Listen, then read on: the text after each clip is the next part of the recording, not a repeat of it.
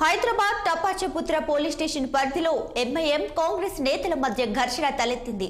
దీంతో సాబీనగర్ ప్రజాపాలన దరఖాస్తుల స్వీకరణ కార్యక్రమం ఉద్రిక్తతంగా మారింది. డబ్బులు తీసుకొని దరఖాస్తులు నింపుతున్నారని సమాచారం అందుకుని కాంగ్రెస్ నేతలు ప్రజాపాలన కార్యక్రమం నిర్వహిస్తున్న స్థలానికి చేరుకున్నారు.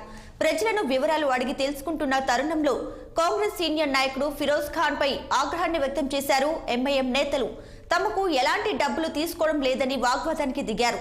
ఈ క్రమంలో మజ్లిస్ నేతలు కాంగ్రెస్ నేత ఫిరోజ్ ఖాన్ మధ్య గొడవ జరిగింది.